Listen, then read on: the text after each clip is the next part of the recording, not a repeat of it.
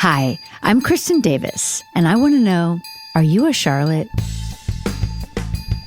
We are back to Are You a Charlotte with an incredible guest, the one and only Jenny Bicks. Yay! Thank you for having me. It's my pleasure. We're going to rewatch your very first episode that you wrote for Sex and the City. It is episode 108, Three's a Crowd, an incredible episode written by you, directed by the also incredible Nicole Holofcener. So I love this episode. I really didn't have a lot of memories of this episode. I was like, what on earth is happening? It's a bold first episode, Jenny. It's bold. It is. It was bold. And yet it was, it was of the time. My God, so of the time. Yeah. And I mean, we did touch on this briefly amongst ourselves, but to me, it's the first time that the theme is really run through all the characters in such a great way. Yeah, it's such a magical thing when you find a kind of a sexual thing that also ties into exactly what your characters might be going through at the moment. And we had, Carrie and Big were at this point in their relationship where they were getting more serious, and suddenly she learns about the ex-wife, the other third person. Right. And so we're dealing with that at the same time that Charlotte is dealing with the fact that the man that she's bedding, or he's bedding her, we would never have used words like that, by the way, bedding, wants to have a threesome. That's his fantasy. Right. And she's thinking about it. I know it. That crazy Charlotte. Oh, my God. And also, just a side note, we have Lisa Emery. Right. Incredible. Who you all might know from Ozark, where she played a very terrifying character. Yes. And in our episode here, she's a sweet wife who gets cheated on. I know. She gets cuckolded. And you feel so bad for her. But then she's very open and she's like, maybe if this would keep my husband happy, we can have a threesome. And Samantha is not having it. She's not having it. No. She's the guest star. She's the guest star. So this is a big part of the theme that I want to talk about. We can go scene by scene, but also just thematically, when I was watching it, because I didn't remember a lot of it, right? Like I told you already, but when Charlotte does seem like she might be going to have a threesome with these people in a very romantic and beautifully lit scene, I had a panic when I was watching this in my bed last night, thinking, why don't I remember kissing these two people at the same time? Oh, my God. What am I about to see? What are you going to do? And it was, in fact, a dream. It was. It was a dream. I was like, how could I have blocked that out or whatever? Because I've never had a threesome in life. And also, you had your top off. I did. How about that? And I can 100% tell that I am in a panic because I step very gingerly forward. Oh. Which I know I'm just trying to be right on my mark so that no body parts are showing. Yep. And then I very gingerly reach my hands out like in a really odd way. And they take my hand. I can so feel the nerves radiating from me. Takes such guts. Well, the one thing too, and I'm curious what your thoughts are. What I remember, especially from the very beginning, was that we all as a group, and I can't speak for everyone, but we didn't know what was right or wrong for us to show because we didn't really know what show we were on, right? And do you remember that show Dream On that was on HBO where literally every episode some random woman just shows her breasts? Right. We didn't want to be that. Right. We wanted to be like for women to watch from the female gaze, not like titillating, but also we are talking about sex and we didn't want to be fake. I mean, it was a very awkward. It was a fine line. Yeah. And I think what's great is because we didn't show a ton of nudity, honestly, it was true to what the show was. Right. Which was we're not real sex on HBO. No. We're a show where we're talking about it, but showing a boob just for fun is not the reason people aren't watching it to hope to catch a sight of, full frontal nudity. Right. So or if they were disappointed. Exactly. And so if it was appropriate for the scene, then a little bit like there was a scene in the last one, I want to say, where you see a little bit of my side boob and I'm like, oh my God, I didn't even remember this. Right. Oh my God. Right. I mean, of course, now you're like, it's like nothing. People but the show up. mikvah, which was an episode I wrote, you did it. I know. And you owned it. Thank you. It was challenging, but I'll tell you what I liked about that. And I also have, I mean, there are some times, and I said something earlier in one of the clickbaity situation with the press these days is so stressful because you say things here because it's so intimate, right? Like, sure, it's just me of and Jenny course. talking. Why would they And take then it out of people are like, context? "Rah, rah, rah." I did say something because there were some awkward times early on, Yeah. you know, with directors, not Sure. with you guys, but like sometimes in the middle of the night when everyone would have gone home who wasn't in the scene, you know, some director would want you to do something and like even, you know, the other actresses weren't there. You could even go to them and be like, help me. And I would go lock myself in my dressing room and call my manager back in LA and be like, help me, what do I do? The MICVA, I remember because we had talked about it, you know, for some time and it was obviously a very, very integral part of the storyline. That was a very big, important storyline. And because it wasn't sexual, it's much easier to have some nudity in a non-sexual way than to, and it like a spiritual way. Yeah. But the thing that I remember about that is that the director and the DP and Video Village had been set up because the AD let it happen. I'm not going to name right now, where I had to walk and they were smoking cigars. What? Mm-hmm. And it This was the I don't wee hours remember. because it was the wee hours because it took forever to go down to that tile set that we'd built, right? And I went to this AD and I was like, I'm trying to do something here, like without feeling self-conscious. Could you possibly move all those guys? Oh my God, I'm so sorry. I know, it's crazy back then what went on, right? And this is a show where we had so much power.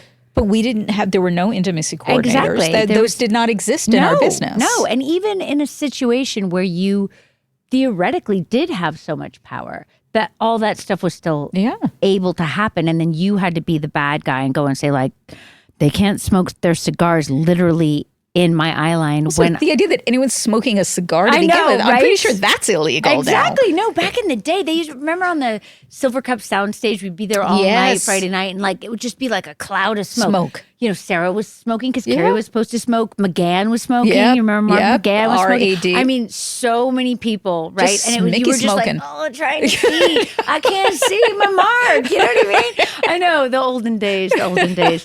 Anyway. Back to our episode. Yes. But yeah, a lot of crazy stuff went on. Well, yeah, but also I will say it was a beautifully shot, that moment was beautifully shot. Because it's in Charlotte's mind. Right. So it's perfection. No, but you it's had romantic perfection. You looked beautiful in that. Thank you so much. No, I'm so happy that I did it because of course at the time you're like so stressed and stressed and stressed. Now you're like, oh my God, I should have just been running through the town with my shirt off.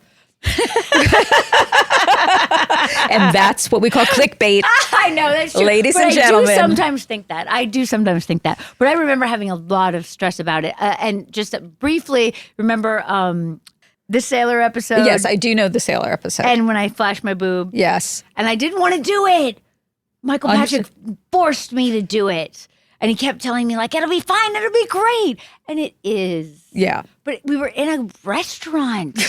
You know what I mean? Like, there were people everywhere. Like, this is not going to cut together well. This is not going to sound good when this goes out. It's okay. It's okay. He knows. No, but I do think the other thing, and Michael talks about this a lot too, is that we always wanted the sex to be almost like, we never wanted to be like ooh, we're shooting like a soft porn, like Red Shoe Diary kind of situation. This was important. The tone was important. But I will say the music choices in my episode, there was like this jazzy kind of sexy music when you're in bed with your boyfriend. I'm like, we would never have done that after season 1. For sure. We would have counterpointed it more. Well, I think that's what was confusing about being an actress in season 1 too, was because we didn't really know, right? We weren't really sure what the tone was. Right. And so we weren't really sure in the acting of it also. And then sometimes we weren't around when the others were doing their sex scenes, right? So, or their romantic scenes or whatever it was. So we didn't know what they were doing. Do you know what I'm saying? So there was like this kind of like checking in, like, what are you guys, what do you think? What are you doing? Because like Cynthia, you know, she's like, I don't care, you know, but she still she hasn't shown much or whatever. Right. And then Kim, I think at one point already has, but it was like a kind of a funny, she like there's a humor kind of about it. I think as long as there's either like the mikveh where you're in a situation that's non-sexual, or if it's happening, it's for a really good reason and you're counterpointing it with something so that it doesn't feel purient. Exactly. But that was the whole key to it. And we hadn't really fully gelled on Yeah, that I don't yet. think we knew. Yeah, because also not everyone was around all the time to discuss it kind of in a thorough way. Yeah. You know what I mean? You were just like, what did that one do? What happened in that scene? no. You know, no one really Right. knew, right? Right. But when I did watch the threesome that I thought I was about to have, didn't remember. And then I was like, oh, thank God it was just a dream. But I could literally tell that I'm just like frozen as an actress. Like, I'm just going to take this tiny step and then nothing will show. You know what I mean? Right. Like, there won't be too much rear end and there won't be Right. side boob. And there Right. won't, you know, I'm just like, Just enough stepping in. Yes, exactly. But anyway, we digress. But I mean, there's the fun things to think about Yes. because I think that the way that it developed and the fact that all of us were there and had the same goal is why it worked out and why we felt safe eventually. Like it took a little. Yes. It's not that we felt unsafe in the beginning. We just weren't sure, right? Like we were checking in. We just didn't know where the lines were. Exactly. Yeah. And it depended on the director Right. what they wanted to do. Right. You know, and sometimes that wasn't necessarily in line with what Darren and Michael Correct. wanted. Correct. You know, and then you had to call people and Yeah. like Calls help, had to be made. help. Yes. Yes. Okay, so I'm basically oh yeah. I'm meeting the guy at the benefits, all the benefits Sure. for the diseases. His name is Jack. Yes. You know, he's one of many guys in the beginning. lot and of Charlotte's guys. just trying to figure out if she can go with what he wants. And pretty quick, he seems like he brings up this threesome. I mean, I guess Yes. we have the montage. So Yes. it's like there's time has passed. And this is the first time when I'm watching that I feel like Charlotte's storyline makes sense. Oh, really? Yeah. Like before, there's the artist who paints her, Right. which everyone's like, she agreed to this? And for me, I mean, I could only assume, I think at the time, I just really wanted someone to write a storyline for me, right? Right. And I was like, I'm going to have to roll with this. And then I also think because it's about her gallery, it's about art. So she's like, I'm going to do what I have to do because she thinks she's landed him as a client. And he's Yes. a big deal, Yeah. right? And it's safe up in the woods and his wife was there. You know what I'm saying? Right. And she likes art. She loves art because, like, when he asks her, "What are your fantasies?" I laughed at myself so hard. I just 100% authentically. Well, I'd like to own my gallery one day. It's like- Yeah. It's like, I didn't mean that. I know it's so cute, but then I also say that I want a house in Maine, Yes. which you do have. I do have. which yes. I love that yes. so much. So there you go. I love it. Did you want that at the time? You and know, I not did. have You know it? what's interesting? So I had spent my summers growing up there. Mm-hmm. So my family had a house there, but I think I always imagined I would have my own house. Amazing. I didn't then, but now I do. Amazing. So there you go. You made it happen. Just like Charlotte, I love got it. certain things. I love it. Yeah. Charlotte let that dream go somewhere. Maybe Harry didn't share We that don't know. dream. We don't know if. Well, I guess we do know. I think that we would we know. would know, if she wouldn't did. we? I think it would come Well, up. she I'm found gonna other guess that dreams. Harry didn't. He probably Do you didn't know what want I to be in mean? Maine. There's a lot of ticks. You know, He he's got. does not like the bugs. He doesn't like the bugs. He really, really doesn't. It's still yeah. going on. Okay, back to the show. Yes. Way back. Okay, so I get to have the thematic storyline, which Yes. is fun, and I like that there's like a beginning, middle, and an end, and then also that there's such a great discussion. Yes, I About love that threesomes. discussion. And so I need some clarity though, because sometimes people say things that I'm not quite sure if I'm hearing correctly. Like basically Samantha is saying that you don't want to be the guest star in the threesome. No, you do want to be the guest You star. do want to be the guest star because you don't want connections. You don't want connections. You Got don't it. want to do it with like a good friend. You want to be like, you want to come in and out, enjoy it, and get the hell out Right. of there. It's so crazy that Charlotte's like, no, maybe I would want one of my friends. Right, exactly. Oh my God. But that's so Charlotte. She's like, she would feel safe that way. No, but it's like, it's a terrible idea. It was a terrible really so idea. horrifying for me to think I about. know. Like, what if she tried to convince Carrie to be in a threesome with her? This would be terrible, okay? Just terrible in so many ways. Like, oh my God. Anyway, I had a moment of fear then too because I was like, I don't remember any of this. But then, She's like, wait, oh, did I have a threesome I'm with like, Carrie? so I tried to talk her into it. Oh my God, I was mortified. Thank God I do not. But then poor Miranda. I know. No one Poor chooses Miranda, no one chooses her. Miranda. I know. It's so adorable. I don't know. remember this at all. I know. And I really love how Cynthia played it through the episode. So brilliant. Like, I'm going to get to the bottom of this, and I'm upset, and I'm sorry I wasn't chosen. I know. And that's upsetting. I know. And she's got this therapist, which, like, do we ever see this person again? I don't think we do. Oh my God. He's an older man, and he basically is like, are you asking to have a threesome with me? Right. It's so weird and funny. And it's such a traditional looking therapy office where I'm just like, is this what a therapy office would look like in 1998 in Manhattan? Who knows? It was probably whatever set we had that we could put up 2 flats. Some books. And some books. Totally.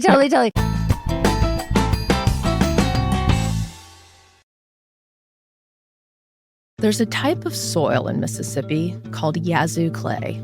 It's thick, burnt orange, and it's got a reputation. It's terrible, terrible dirt. Yazoo clay eats everything, so things that get buried there tend to stay buried. Until they're not. In 2012, construction crews at Mississippi's biggest hospital made a shocking discovery. 7,000 bodies out there or more. All former patients of the old state asylum, and nobody knew they were there. It was my family's mystery. But in this corner of the South, it's not just the soil that keeps secrets. Nobody talks about it. Nobody has any information. When you peel back the layers of Mississippi's Yazoo clay, nothing's ever as simple as you think. The story is much more complicated and nuanced than that. I'm Larison Campbell. Listen to Under Yazoo Clay on the iHeartRadio app, Apple Podcast, or wherever you get your podcast. Is this a good time? It's me, Dylan Mulvaney, and my dear friend Joe Locke from Heartstopper and Agatha All Along is my very first guest on my brand new podcast, The Dylan Hour. It's musical mayhem, and it is going to be so much fun. I like a man. You like a man. What do I like, Joe?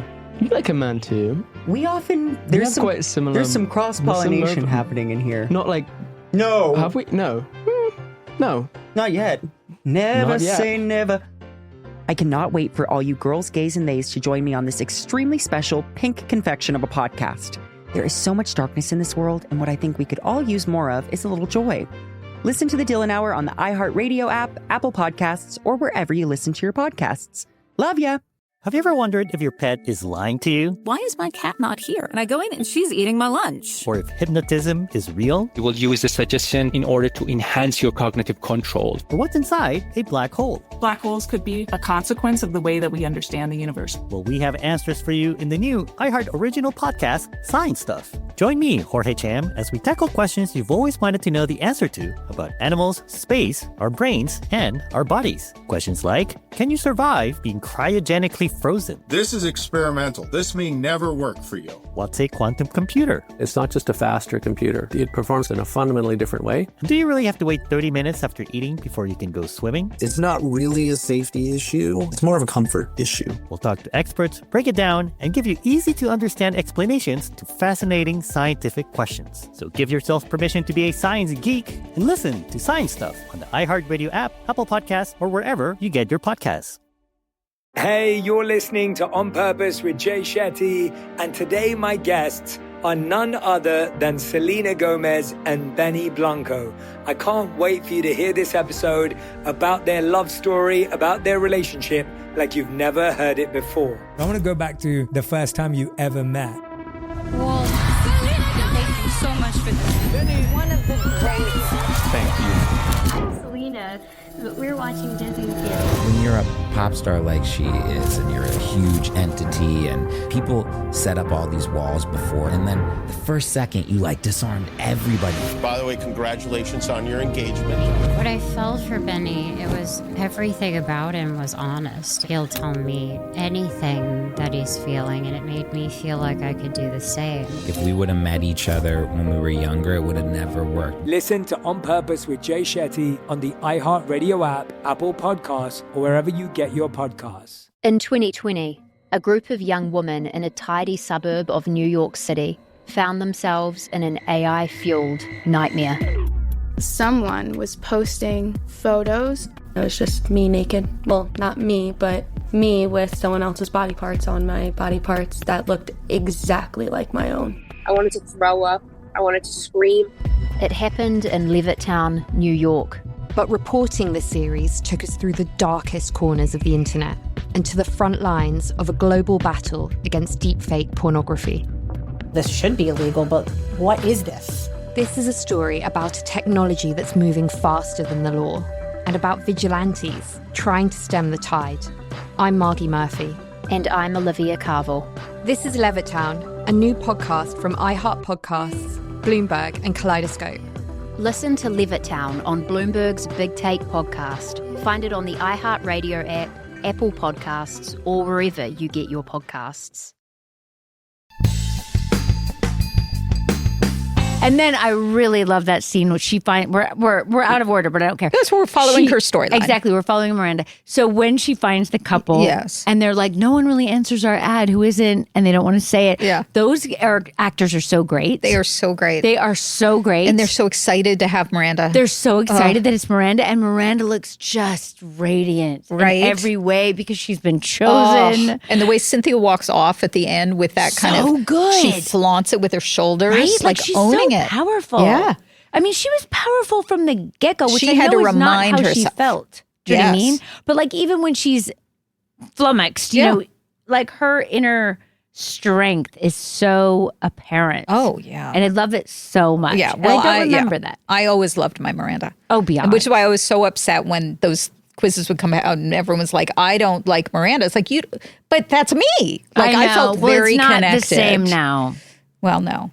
Thank God. Thank God. Right. Thank God. But that was a very hard, No, it's moment. true. I mean, people also thought Charlotte they would say that I was boring and that I was a prude, which is hysterical when you watch it back. You're like, hello. Hello. You were not having half the sex that Charlotte was having. No, I was definitely not. not. I don't mean you. I mean one. But nobody, but including myself. Well, we were working all the time. We were big time working. And I never was that, Charlotte was like out there. Yeah, she was doing it. Wow. Anyway, back to Miranda. Love that storyline. Really, really love it. So fun to But now help me understand at the dinner where we discussed it, when Charlotte's like, this guy wants to have a threesome, what should I do? And so Samantha's saying, it's great, but don't be involved. Be the guest star. Right. And then Carrie's saying, don't do it if you don't want to do it. Right. And She's then being supportive and saying, it's a thing, but you don't feel compelled to do it. Got it. And her storyline is more about the emotional baggage of Big being married before and her not knowing it. Yes. Now, can we discuss Big a little bit? Please let's. Because and some of these things made me laugh because, Charlotte was always pro Big, as we know. Yes. And I never questioned it. I feel that I also was pro Big. I don't remember ever having a thought that wasn't pro Big. I look back at it now and I'm like, why were we pro Big? Oh my God. Is a mess. Yes, and this, I feel like I am like the original Big defender. Are you? I do. Well, I'll tell you why. Because what we wanted to play was, and we've all had this person in our lives at some point, this relationship where the chemistry is there, you're drawn to this person, and they're just unknowable and ungettable enough to keep you going towards them. Well, listen, you guys wrote that perfectly. Yeah. And Big, I think, he wanted to get closer to her at certain times, and he did, right? And so I think what we did well was portray that kind of where you've got this banter, you've got this kind of chemical desire to be with each other. It's not necessarily the healthiest, but it wasn't as unhealthy as I think people. It was funny. I was talking to my niece who's 24, and she said, "Oh, Big is just a toxic bachelor." And I was like, wow. I think that too when I look back. I guess maybe he was. And maybe I have a soft spot for the toxic guy. I mean, certainly at the time I was dating that kind of guy. I think we all were. So right? I think we were all playing into. It was normal for us. Yeah. Don't you think? Yeah. And he was like dashing and ungettable. Like you could almost get him and then you couldn't. Yeah. But it's funny, when Julie and Elisa came on, they were like, we don't get Big. We don't get it. We don't understand it. We like Aiden. And I was like, this is great. This is why this works well. We can be in the writer's room having that discussion the same way the audience will feel. And Carrie will feel. And you all feel. Yeah. Well, that's good. That's helpful. So that was your goal. And you guys really, really did it. Because the other thing that I love about it, though, is that, it's very much from the female perspective, right? Like we are with Carrie, right? So when Carrie's spinning, I'm also spinning. Like, what is going on with him? And sometimes his actions don't match his words. And she tries to get him to talk and he doesn't talk. Why doesn't he talk? Do you know what I mean? And you were I'm such a good friend. Like Charlotte was a really good friend. She still is. Yeah. Yeah. I mean, she is. She's there for these women at times where other people might not be. I mean, I think that's true for all four, really, when you think about it. I mean, sometimes Miranda does actually say to Carrie, like, that dude is toxic. What are you doing? Right. Why are you going back? Or whatever. You know, she's more blunt. She's like, I'm going to tell her what no one else is going to tell her. Yeah. And then Samantha is so non-judgmental. Do you know what I mean? In, you know, the best, like, most powerful way. Right. Not like a lack of power, like accepting the power, like, I'm not going to judge you you for do doing this. Exactly. You do you. I'm going to do me. This is what I do. I'm going to do it. I'm not going to apologize, which is amazing. Yeah. And then Charlotte, God love her, you know, I don't know. Like now that I'm looking back on it too, like, I don't know what I was thinking at the time other than that, you know, I want to make this work and I want to fit in, right? Like, which is also what I think Charlotte was thinking, right? But me as an actor, right? Like, I'm going to try to pull this off because I didn't inside feel like I could pull off what the three of them who seemed so powerful to me. Right. You know, I didn't feel that powerful. And yet she was. And You think? is. Yeah. Really? I do. I mean, later maybe, but not in that beginning. I think like all of those characters, she went through an evolution. And I think she does find these moments later on where she stands up and says, this is wrong. No, you're right. You're right. For sure. It takes a while, though. It takes a while. But I love the searching. And I do think that is really important. And there was like later on when she gets so didactic, right? And like trays it, you know, she can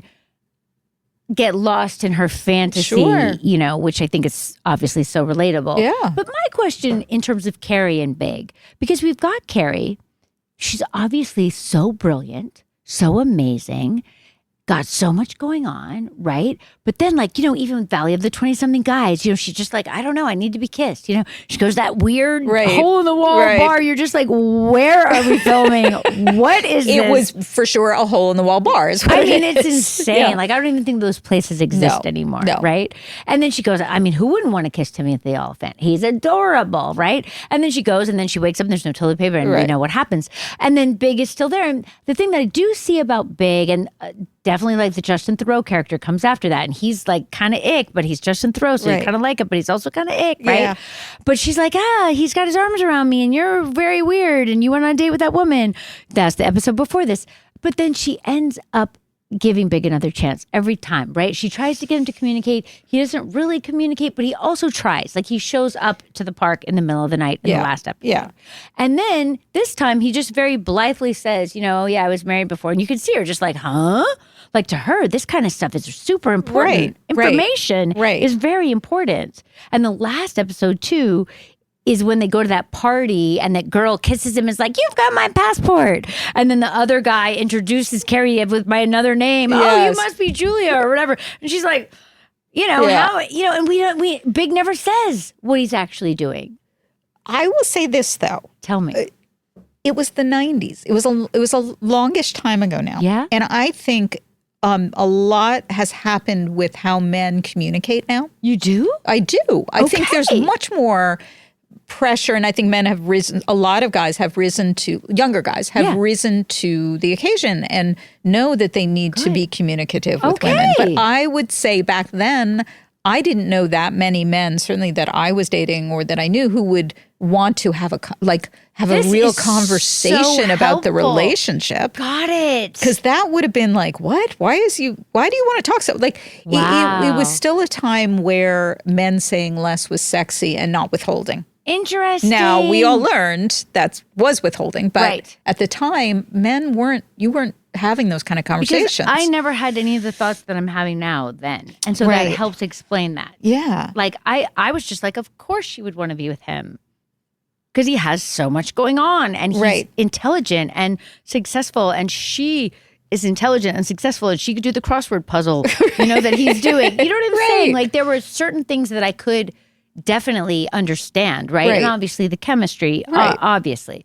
But I also feel like Sarah Jessica has chemistry with like every man that you guys put in front of her. But he made her feel something different. For sure. It was different. She felt girly and she felt off kilter, which I think for some women like that. That's a good point. They like that because That's a good point. It makes them feel like, oh, this is different. Right. Oh, what is this? Right. I don't want to be in charge all the time. I want this guy to. That's so good. Now, that's not necessarily healthy. Right. But that's a good But point. she did though. end up marrying him. So, Much later, after many chapters, but yes. So, and they also, I feel too, if I look at the whole thing, and I mean, we'll see as we go, right? But as much, and this was so funny looking back at the first season, she tries so hard to get him to communicate. Yeah. I mean, so hard. And he doesn't not, but he also doesn't fully communicate. Like at the end of the episode before this, and she says, I just want to stand still with you. Yeah. And he doesn't really answer her, but he puts his arm around her and yes. And that's what I think you have to look at is he's not a talker. Right. He's a doer. Right. And look, Aiden was there for her, talked to her, and it wasn't right. Because he didn't really get her. Right. And you I remember do the think, engagement ring, right? Like, well, yeah. I mean, that was a great episode So and great. And kind of a great thematically. Yes. Like, perfect. Oh my God, you didn't get me. You'd never gotten me. Right. And I do think in some ways Big got her. Yes. He just wasn't communicating. Right. He wasn't skilled in that way. But he was a doer. This is good, Jenny. This is helping me. I'm not saying anyone should be with a Mr. Big. I'm just I get telling it. you our thought process. And I mean, I do think it's important to think about the timing. And that's why it's interesting to do this rewatch now, right? Yeah. Because so many things have changed and so many things haven't changed, right? So like even for myself, and obviously I was much, much younger then, right? So I never had any of these thoughts then. I would read the script. I would just be like, of course she wants Big. Right. Do you know what I mean? Right. I never thought like he's withholding. Never entered my mind. You know what I mean? I don't even think we used that word in the writer's room. I think we just knew that he was currently a little at arm's length with her, but she liked it. Yeah. And that's what we were playing. That's important. That's important context. Thank you, Jenny You're Bicks. so welcome. I love it. Okay, now here we go. We've got montage of threesomes. Yes. We also stopped doing montages soon after that. I mean, it's so kind of funny how the different things that we did, and I do remember that it like production wise, that was a challenge. Yeah. Because you had to get all these different people rounded up. You know what I mean? And especially as time went on with the show and the show became more popular, when the people who, bless them, would come and do this, they were nervous. They were like, I'm on Sex and the City and I have one line and I have to get it right. Or I need to walk my dog from here to here. Yeah, you So feel for funny. them. So funny. Okay, we have this very kind of funny storyline of Samantha sleeping with a married guy, which Yes. I also feel now would not really happen like this in a show. No. Because it would not really be like, oh, haha, isn't that funny? Do you know what I mean? Yes. It would be like, that's gross. Yeah. And he's just talking about his wife just all the time right off the bat. Yeah. Like, my wife won't do this. I mean, it's bizarre. But she doesn't care. No, to her, she doesn't it's, care at all. I mean, it's all fair game. I know. It's super interesting. I mean, was there any pause in the writer's room about Samantha? In general about Samantha? No. I mean, not in any big way. I mean, sometimes we would talk about storylines that weren't her, even if they were wild. She still had her morals and she still had her ego. But no, we knew she was the id, right? Like she was the one just going out there and doing it and owning it. And you guys were just like, we're doing it and we don't care what anyone says. Yeah. I mean, there was pushback and blowback, not internally, but, once the show started airing, and of course everyone said, well, that's not a woman, that's a gay man, right? Which is so rude. Which is so rude and so of the time as well, right? Yeah. Like a woman who owns her sexuality doesn't exist. Therefore, this is a man and this is a gay man. Why is it a gay man? Why isn't it just a man, by the way? Right. Rude on a bunch of levels. So many levels. But no, we knew she was the one we could rely on to go and enjoy life and make mistakes along the way because of it, fall on her face because of it. But she wanted to enjoy everything that life had to offer. Which is amazing to think about. And amazing that there just aren't, I mean, even still now, it's not a character that you see a lot of. Now I think that character would be judged more, like in a weird way. Which like is it insane. would be right. Like it would be like, oh, what a slut, right? I don't know. I don't know. I don't what know. would the young people think? They're not having as much sex as she did. They're not? This is what I hear. I don't know. I hear tell. We need to find out. Can you guys come on the Instagram and tell me? Yes, we will come on the Instagram. We will come on the machine and put it in there. Yes. Because it is really interesting to think about. Like on the one hand, I feel like at a certain point there was like, do what you're into, feel free. Yeah. But then I don't know if that really panned out. I'd like to think it made some changes. And I think certainly women own their sexuality more now. Yeah, me too. But I'm not sure that people are literally having as much sex, male or female. I mean, what happened with the apps? Weren't the apps supposed to help you if that's what you wanted to just have Yes, sex? and I think they do. Okay. But I don't think people are as Feeling sexual. so free. Yeah. Feeling so free with Feeling their so free sexuality. or so, yeah. But I know. this is something that we should investigate. I think we should investigate. We should get I a want big to magnifying investigate. glass Yes. and walk around like Hercule Poirot. Yes, like how much sex are you having? We have questions. How much sex are you having? We have questions. Right into Kristin. Let her know. I know. Should we ask Esther Perel? I love Esther Perel. Dude. Let's ask her. Right? You should have her on the show. We should have her on the show. We should ask Done. her. Oh my God. That would be amazing. Okay, cool. Let's keep going with our rewatch. Okay. The therapy. We already touched on this. That guy's adorable. And also it's just very funny to me that Miranda out of all of us is the one in therapy. Yeah. It's hysterical. She was, trying to figure it out. I know. We all were in our own way. Absolutely. We all were, right? And I mean, Carrie's doing it through ultimately the you were column. each own's Each other, therapist exactly. for And going good or bad. Exactly, Yeah. exactly. I mean, in the beginning, Charlotte's she just asked questions like, should I do this? Should I not do this? Carrie did go to therapy though when she met Bon Jovi. What? You probably don't remember this episode I wrote, Games People Play. Games People Play. She met him in the waiting room of her therapist. Why did she go to therapy? She needed some therapy. She needed to talk some stuff through. Well, for sure. Yeah. I don't remember this. This was oh season my God. 2. And John Bon Jovi comes in season 2? Yes. We have some wild guest stars along the way. I remember John Bon Jovi, but I would have said season 6. No, I know. What on earth? Yeah. Oh my God. I can't wait till we get to Alanis Morissette. Oh my God. How about Alanis Morissette? I had know. so much fun working with, how lucky was I? I just remember coming to watch that day. Yeah. Because Sarah was so nervous. Oh my God. And I was like, Alanis Morissette is here. But I don't think I talked to her. I was too scared. I was too scared. She was a very big deal for us. Big deal. I mean, huge deal. Yeah.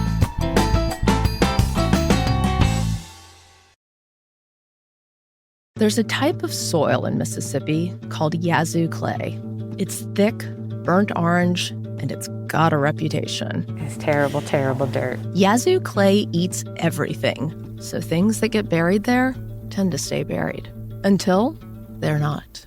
In 2012, construction crews at Mississippi's biggest hospital made a shocking discovery. 7,000 bodies out there or more. All former patients of the old state asylum, and nobody knew they were there. It was my family's mystery. But in this corner of the South, it's not just the soil that keeps secrets. Nobody talks about it. Nobody has any information. When you peel back the layers of Mississippi's Yazoo clay, nothing's ever as simple as you think. The story is much more complicated and nuanced than that. I'm Larison Campbell.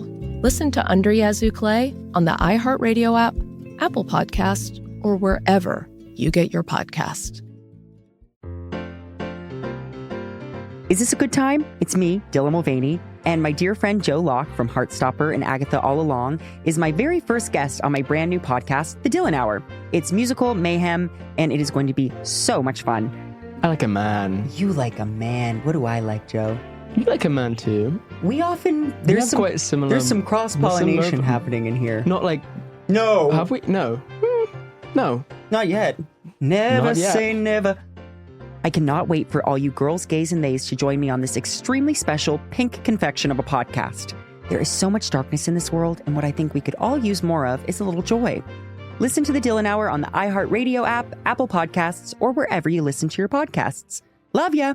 Have you ever wondered if your pet is lying to you? Why is my cat not here? And I go in and she's eating my lunch. Or if hypnotism is real? You will use the suggestion in order to enhance your cognitive control. Or what's inside a black hole? Black holes could be a consequence of the way that we understand the universe. Well, we have answers for you in the new iHeart original podcast, Science Stuff. Join me, Jorge Cham, as we tackle questions you've always wanted to know the answer to about animals, space, our brains, and our bodies. Questions like, can you survive being cryogenically frozen? This is experimental. This may never work for you. What's a quantum computer? It's not just a faster computer. It performs in a fundamentally different way. Do you really have to wait 30 minutes after eating before you can go swimming? It's not really a safety issue. It's more of a comfort issue. We'll talk to experts, break it down, and give you easy-to-understand explanations to fascinating scientific questions. So give yourself permission to be a science geek and listen to Science Stuff on the iHeartRadio app, Apple Podcasts, or wherever you get your podcasts. Hey, you're listening to On Purpose with Jay Shetty, and today my guests are none other than Selena Gomez and Benny Blanco. I can't wait for you to hear this episode about their love story, about their relationship, like you've never heard it before. I want to go back to the first time you ever met. Well, thank you so much for this. Benny. One of the greatest. Thank you. I'm Selena. We're watching Disney Kids. When you're a pop star like she is, and you're a huge entity, and people set up all these walls before, and then the first second you disarmed everybody. By the way, congratulations on your engagement. What I felt for Benny, it was everything about him was honest. He'll tell me anything that he's feeling, and it made me feel like I could do the same. If we would have met each other when we were younger, it would have never worked. Listen to On Purpose with Jay Shetty on the iHeartRadio app, Apple Podcasts, or wherever you get your podcasts. In 2020, a group of young women in a tidy suburb of New York City found themselves in an AI-fueled nightmare. Someone was posting photos. It was just me naked. Well, not me, but me with someone else's body parts on my body parts that looked exactly like my own. I wanted to throw up. I wanted to scream. It happened in Levittown, New York. But reporting this series took us through the darkest corners of the internet and to the front lines of a global battle against deepfake pornography. This should be illegal, but what is this? This is a story about a technology that's moving faster than the law and about vigilantes trying to stem the tide. I'm Margie Murphy. And I'm Olivia Carville. This is Levittown, a new podcast from iHeart Podcasts, Bloomberg and Kaleidoscope. Listen to Levittown on Bloomberg's Big Take podcast. Find it on the iHeartRadio app, Apple Podcasts, or wherever you get your podcasts.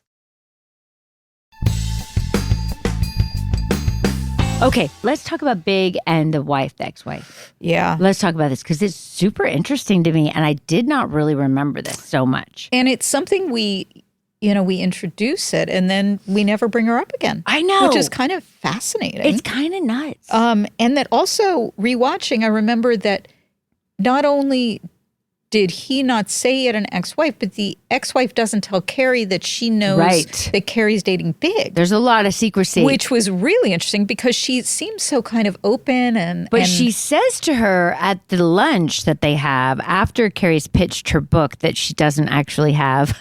Right. She says, are you seeing anyone? And I did think that actress, Noelle, I believe is her name, played it so well because I thought, does she know?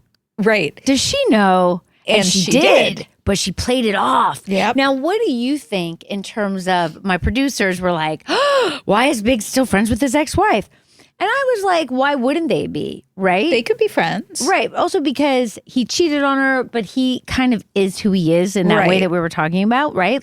I mean, it doesn't shock me, especially because they say it was a long time ago. So that means in his 20s or something, right? And then she's so beautiful and accomplished. I mean, it makes so much sense in so many ways, especially because we know who he's also going to marry. Hasn't hung yet. Yes. Just Special Olympics. What can't she do? And we know he's going to marry another very beautiful brunette. Exactly. You know what I mean? So it tracks. Right. It tracks. But I loved the interplay between Carrie and the ex-wife in terms of they love each other. They hit it off. Yeah. And I love Carrie. I mean, she does kind of have how to put it? It's kind of manipulative.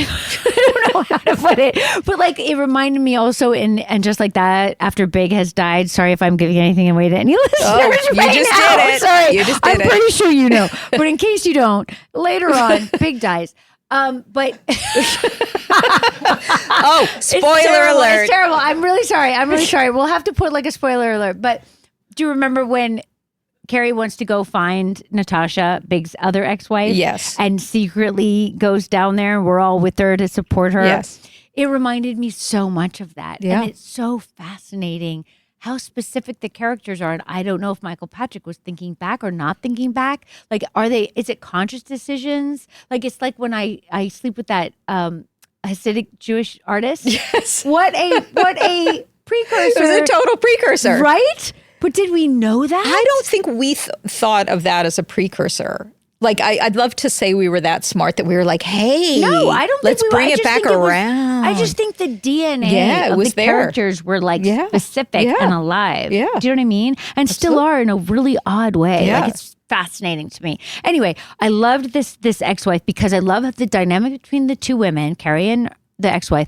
And then I love that when Carrie goes back to him and she doesn't really tell him and he's like, what's wrong? Which is actually pretty insightful of him, right?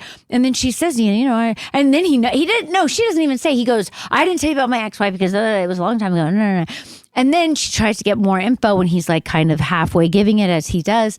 And then they get in bed and the ex-wife is there and Carrie says her voiceover about, You're never alone in the bed because there's always someone that's been there before you.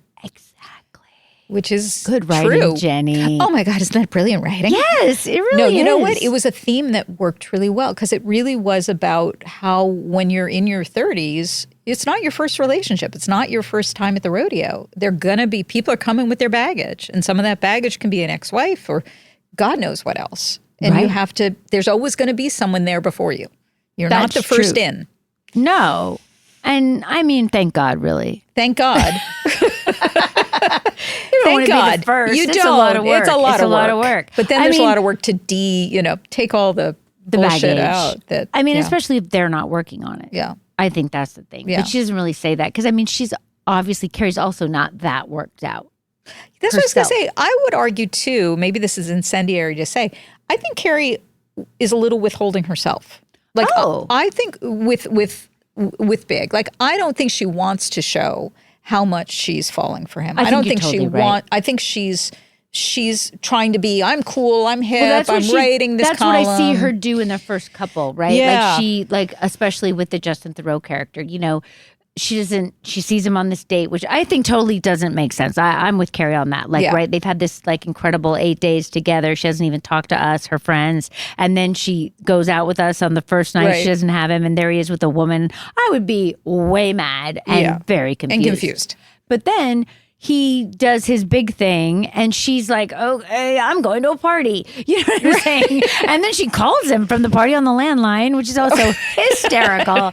And Justin Theroux, she's like, he's wrapping his arms around me. She definitely plays the game. Yeah, she had some learning to do as well. Of course, which I get. I get it in terms of she's doing the best that she can do, and she's obviously drawn to him and doesn't really know what else to do. She does try. Yeah. She'll try and he'll evade. So then she does that.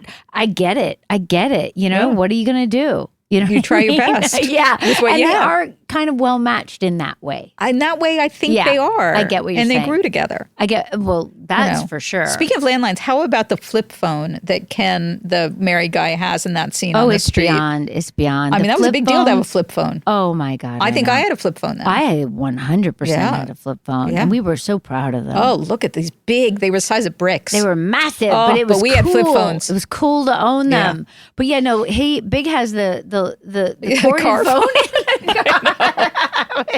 It's a joy every time he takes that thing out. Oh my God, I can't believe it was so long ago. We never thought the show would be watched now. If we did, a lot of things might be different. But how could we have we done couldn't it have differently? known. We didn't have a time machine. No, we didn't know. Right? That's the joy. That's the great thing about film.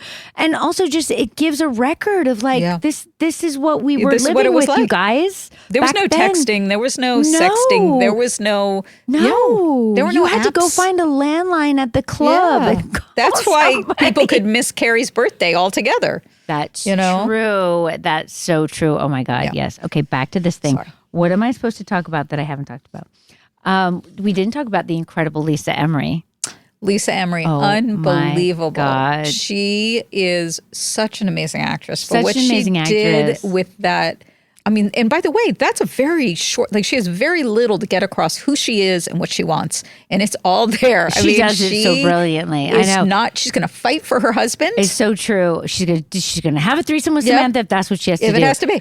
I remember a few years later, we were still doing the show and we ran into her. Sin and I ran into her downtown and she's talking to us, but she had her regular blonde hair. And I was like, who's that person? And Cynthia was like, she's on the show. You don't remember? And I'm like, no, I don't remember. That, she had the red she hair. was so red hair. So Miranda red, So by the way. Miranda red. Yeah. Interesting. And then when Ozark came out, of course, I had just such a joy watching her and getting her to really have just such an amazing and terrifying role. A terrifying role. And by the But I way, think kind of also- terrifying as the wife. She was a little terrifying, Like you don't want but also sad. Sad. She's so good. And I think she'd done a play with Sin by that time in between there. Anyway, she's been in our lives in a Yes. lovely way. One of those people where they're just such a great actor that you're glad that they get a Oh. part that they can actually like have fun do all with. their stuff. Yeah. With. Yeah, totally. But it's so funny to see her back in the day with us. In a red with wig two and flats or hair behind her. color.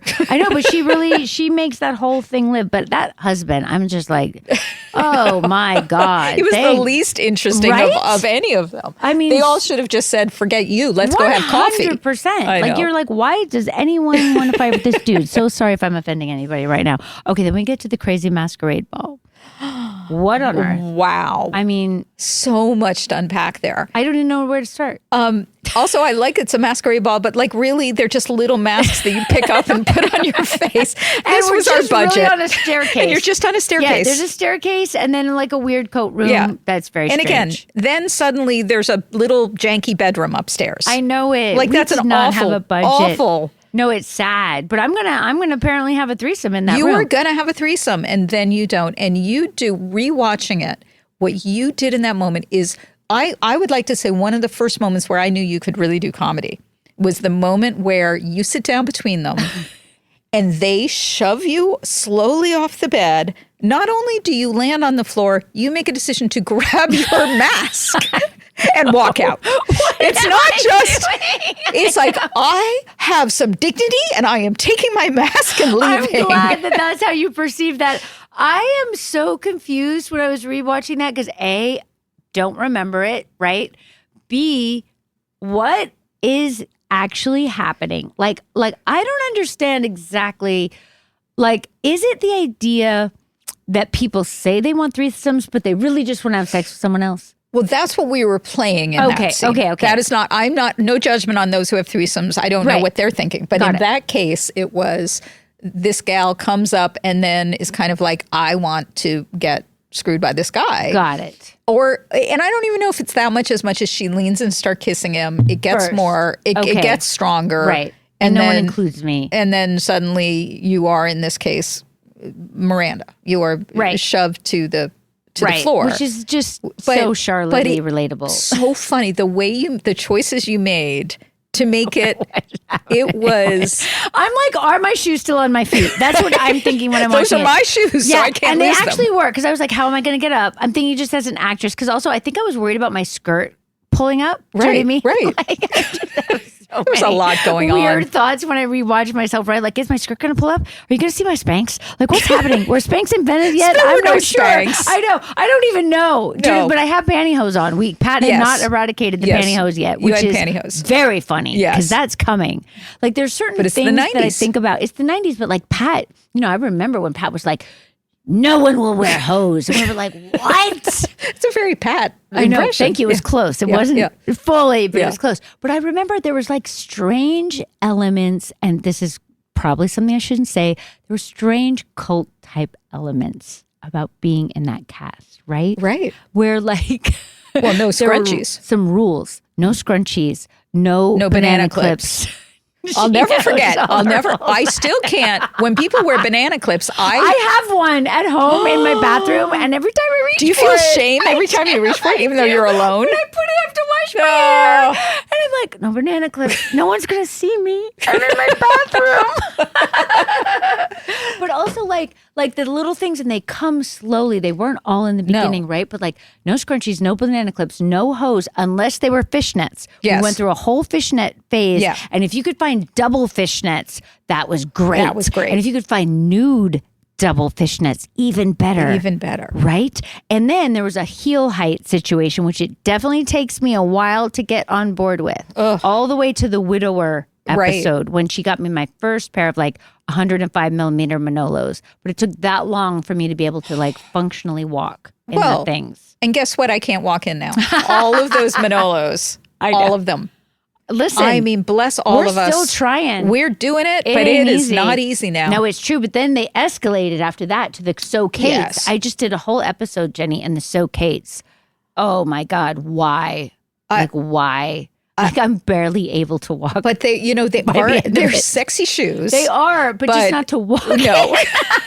Much less to try at to our act advanced in. age. Right, no, but also I'm trying to do this crazy stunt. You'll see it, and just like that. Well, I'm looking forward got to a it. Stunt. What Well, part of was the I problem is thinking? you can blame your co-star, Miss Sarah Jessica I Parker, know it. because she could run in those things. She still can. I know. She It's made it look insane. so easy. Right, I know. So that was the thing. You were trying to live up to Sarah Jessica. So the other rules were that you always had to return borrowed clothes. Yes. Because we were so worried once we did finally get anyone to lend us clothes for personal PR or for the show. If you didn't return, no one was going to lend them again. And we really relied on that once we got it going. Oh, yeah. So like, I know other actors who are like, what do you mean? You know, just keep it. I'm like, No, you don't do that. No. You don't. I mean, there's other rules I can't think of right now, but like slowly the rules and you only wore Cosabella G-strings, right? Like so many rules, right? But don't we make a joke in one of these episodes about Miranda doesn't even want to wear a thong or something? I was like, oh my God. Yes. The Cosabellas had not taken over yet. In the coffee shop scene. Right. She said, you can't be in a threesome. You won't even wear a thong. Exactly. And you know what's funny is hearing that again, I thought, were we even wearing thongs? But I guess we were. Well, it was the beginning of it. It was the beginning. Darren gave us all thongs. This is going to come out wrong again. Oh boy. I can't wait. Do it. One Christmas, Star gave Darren's you all star, thongs. not Michael. He did Hysterical. not give Michael thong, Oh, but he all did the not. ladies, Good. which were actually would have only been at that time, because I don't think it was this. It was season 2. Cindy and I were gifted, Cosabella thongs. That was the thing, man. You had to. You know, they were expensive. I mean, They were. I you know what? They might remember. have been La Perla. Oh, you know La what? Perla's very It might have been La expensive. Perla. Very expensive. Very nice. Very nice. That's what we would wear if we had like a fancy, lingerie. Yeah. We'd try Yeah. to get a La Perla bra. Yeah. We Really could go pretty. down the list of like the approved brands and the Yes. not approved, and you know what I mean? Like it was a lot. Lot it of was rules. a lot, man. Lot of you rules. couldn't wear, didn't matter how cold you were. There's Nope. not going to be a functional coat. It was eternal spring. It was eternal spring. No matter what. And you gals went through it. I mean, And we that did. I mean, it there's was a couple there were scenes I've nights seen that so were- far where we're like, and you could see your breath. but you had to somehow make it work. It's I before know. we could afford to take it out with CGI. You're seeing people's breath, and you're standing there in a cute sundress. I know, mean, so come on. crazy, so crazy.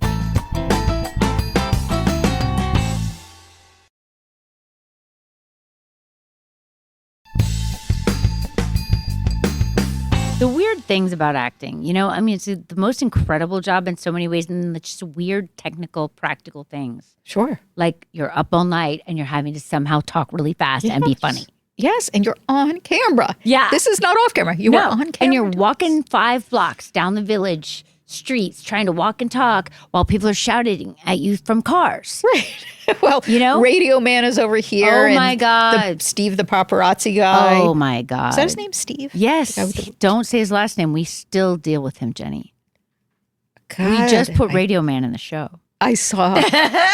I love And no Radio one Man. told me. Can I just tell you that no one told me that they had hired Radio Man to act in our show? They should tell you that, I so know. you're not surprised. So I come out, I'm acting in the scene, and I'm like, Radio Man's in the shot. I stop acting. I'm like, wait, Radio Man's standing right here. Can't you guys see him? The camera's across the street. And they were like, he's supposed to. Do you want to explain who Radio Man is real quick? Oh, yes, of course. Thank you, Jenny. You're welcome. The voice of the viewer. Radio Man is a very sweet man who originally, back in the day, rode his bike all over Manhattan into the different boroughs and looked at all of the production notices. In New York, when you get a permit to shoot any kind of film or television show, they have to put up a production notice so people don't park on the street, because we have to bring all of our equipment and trailers and whatnot, and theoretically even film on that street, right? So there would be like our show cars, they call them. We bring in cars to put there so that we don't bump into someone's car or whatever. So Radio Man would go all over town on his bike. I do not believe that he had a home, and he would make it his personal business to know where all the productions were going to be the next morning. And then he would come by and say hello. And when he came by to say hello, he would also tell you all the other productions filming that day and where they were. And why did we call him Radio Man? Because he also had a massive radio. Yes. So much, Jenny. He had like a boom box, we would call it, that traveled with him on the bike. And that he still wore does.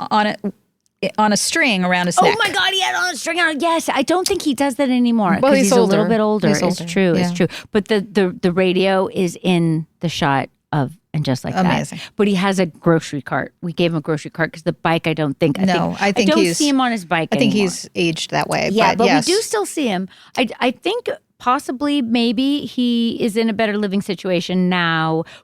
He's not all the time there, which is actually good. That's great. He's a little older. Yeah. And he is a fixture. He's a New York City fixture. Yes. And that's where you have to love New York, that some things don't change. So much changes. That's right. It sounds like the beginning of a voiceover. It does. I wonder which things change. Everything in Jenny? New York changes, but some things always stay the same. So true. There we were in the meatpacking district where it used to smell like meat. I mean, how about that? The opening of that episode where when the meatpacking district changed, and it really did. Oh, it's nuts now. Yeah. Every time I go, I'm just like, what? Brooklyn. I mean, now everyone lives in Brooklyn. No one lived in true. Brooklyn. No one believes me. That's one of those, the people are like, why did you have a storyline about how no one would visit Miranda in Brooklyn?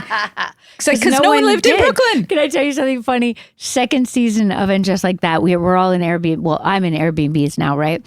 And not all of us, just me. And I rented one in Dumbo. And I was picturing Dumbo when we filmed there. Right. And I was like, what is this mall? Right. It's Disneyland. There's lights that say Dumbo. Yeah. I was like, I'm still in shock. I know. I did not know. I was like, why didn't no one tell me? Where are the warehouses? What happened? They're back on our show. Yes. They're way back. You can watch Thank our show God they're on and film. remember and see these things. Right? Okay, wait. The end scene of Carrie and Big. Oh, and the wife is in the background. And the wife is in the background. I love that scene. The specter of the wife. I love that scene too. That scene's beautiful. And really you know what pretty. I really love about that scene? It's on a village street. Yes. But we haven't seen her stoop yet. No, we have not. No, which is super interesting. It was very confusing where you all lived. And I mean, Right? I know we Yes. always talk about this, but this is one of those, talk about lack of continuity. But yeah, we're on the village street, and it's the village the way I remember, the way the village was. And that street is still that way. I mean, it still looks that way. Except There's for just a lot of people. Right. And they all have cupcakes. And buses. Exactly. And things like that. But that scene for me, I loved how, in some ways, open Big was. That's right? true. He's the one who says, we just went through this dinner and we talked like strangers, what's going on, right? Good point. He calls her on it. You're so right. She would have just said, well, good night, and been annoyed. But he says, what's going on? And then she comes clean very quickly. Right. And he comes clean pretty quickly. Right. And makes a joke, an offhand joke about, being friends with all his ex-wives. But and then they come back together, which I know might be infuriating to people now. I didn't feel that way. No, I didn't feel that way. I felt more like that's like saying, these are my faults. Yeah.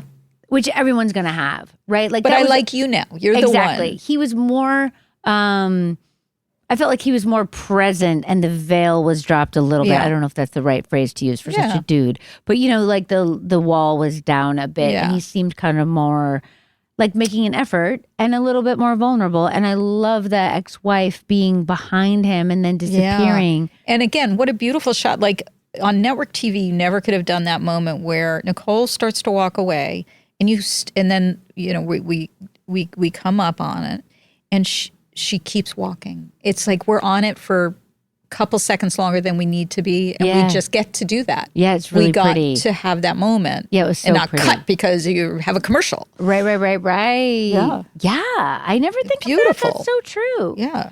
I mean, it's funny because now, obviously with streaming, the structure of television has gone our way. Right. But it's hard even for myself to remember what the structure of TV proper was before us and before HBO. It was not that. It was not being able to spend that time. And then we had like freedom. Yeah, and to get like specific shots. Like, right. Go With the tight on crane. her tree torns in this moment. And, Right. you know, we got to do it. Yeah. And it's beautiful.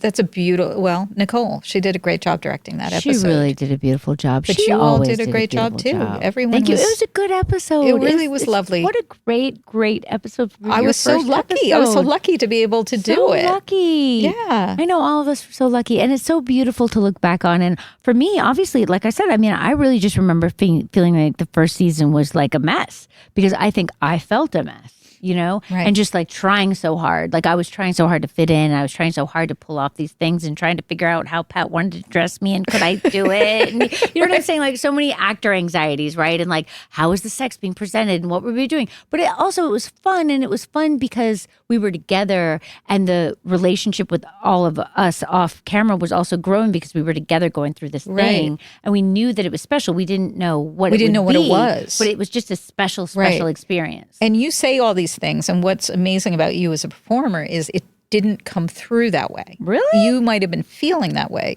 but what it became for Charlotte was just this desire to figure things out. That's true. And I mean, some of it too, I think, you know, like you can't always really even separate yourself from the character you're playing, you know, and the experience that you have on a set, because as much as you are, of course, a separate individual, you're working so hard to figure that character out. And because Charlotte was really very minimal in the beginning of the show, right? And we had to find her all together. And Michael Patrick was like, I didn't know how I was going to write for that character. I was like, oh no, how am I going to write for that character? And obviously he's done a bang up job for 28 years. Turns out it he figured it out. Great. Really, but you know, he on the face of it, he didn't Absolutely, know. because I actually think, and that's where I think I helped a little bit, that was my world, that Upper East. I'd grown up on the Upper East Side. I knew Charlotte's. Right. I wasn't necessarily Thank God exactly you came, like that. Jenny. I saved the day Right, is you really did. what I'm trying You to say. did. I absolutely Because did not. in my mind, not knowing this part, not putting those pieces together, that's the first time that her storyline makes sense to me. Oh, well, maybe that was also just a bit of luck of the draw, but I do think I was able to shine a light on that world a little bit so that it didn't just feel like a satire. Exactly. Because it could be. And we do satirize it in that episode to some extent. But she's not there to be satirized. Right. She's living, breathing with a set of rules that she thought would work for her that ultimately didn't. Right. For all and the best also reasons. Her rules were not that. They weren't crazy. No, they were like, she's so open in a way that I didn't even remember. Like, I'm like, what am I going to do? Oh my God. Oh my God. You know, it's entertaining. It's entertaining and interesting to watch. But I do think you're right in that all the characters were much more formed than I even realized. You know what I'm saying? Like you look back and you're like, oh yeah, we are all there. We are. But none of us knew in some ways. Like they were there and sitting there at that coffee shop, you can see it. Yeah. They're all doing exactly you as these characters were all living those characters. Right. Animatedly living those characters. Right. We wouldn't know for a little bit. Right. Until we look back and go, there they were. Right. It hadn't like gelled hard where we were like, yes, this is what we're doing. And this is how we're doing it. But it was coming. Yeah. It's coming. Super interesting. Thank you for joining us, Jenny Bicks. I had so much fun. You're a joy. I could talk forever about that magic time. I'm glad we're going to have you back. You got so many episodes coming. Oh my God. How are we going to choose which ones to have you for? I don't know. What a joy though. Because you have, of course, incredible insights into what it was like to create the show. Well, it was I hope everyone gets the chance in their lives to be part of something from the beginning, to see something grow. It's so hard. So hard. It's so rare. But so worth it. It is so worth it. But I mean, sometimes, you know, you might, and I'm sure you might have had this experience, you know, you try stuff out in our business, right? Because of course we're just so, you know, lucky to be able to work in our business. Obviously it's a hard business and people can seem awesome and have great ideas. And you're like, this could be good. And then no, it just doesn't work. Not so much. You don't know why. Yeah. You know, I've had that since then. Never anything that I felt the way that I felt about us. You know what I'm saying? And it's hard. You also feel really bad. Like, you know that like nothing's really going to live up to it. I'm sorry for everybody I'm involved with, but or have ever been involved with professionally. But you're hoping, you don't know. It could be fun in a different way or whatever. It will always be, it'll be different, but it will never live up to what that was. No. And I think we all, in retrospect, really know that now. Yeah. I mean, I think living it, we even knew it. I think we might have. That we did. Yeah. But now you really know it. Now we really, really know it. And how lucky were we? So lucky. And still so lucky. And still, I was going to say, you get to still I know. Charlotte is in you. I know. Still. I know. She's still kicking around there. It's awesome. It's having awesome. threesomes. Only in her mind at this point. But that would be fun. I don't know. You never know what Michael's going to come up with. You do not know. So get ready. I think the kids are more likely to be having a threesome. I think though. so. And then I'll have to deal with that. But that's okay. I mean, yeah, it is a dream. It's a dream in so many ways. And it's a dream to get to talk to our fans. Yeah. On the podcast. What a joy to get to hear from people and know that the show still lives on. I know, right? So thank you all for still watching. Yeah, thank you guys. And watching again and watching for the first time. Yes, absolutely. Yeah. We love all of you guys. And we're sorry about the flip phones. But it's funny. But it's funny to look at. And even I think in the pilot, there's an even bigger one. Like, it's hysterical. They start There's going to be an evolution of phones. That could be like a subplot of the whole series, the evolution of the phones. Yeah. All right. Thank you, Jenny.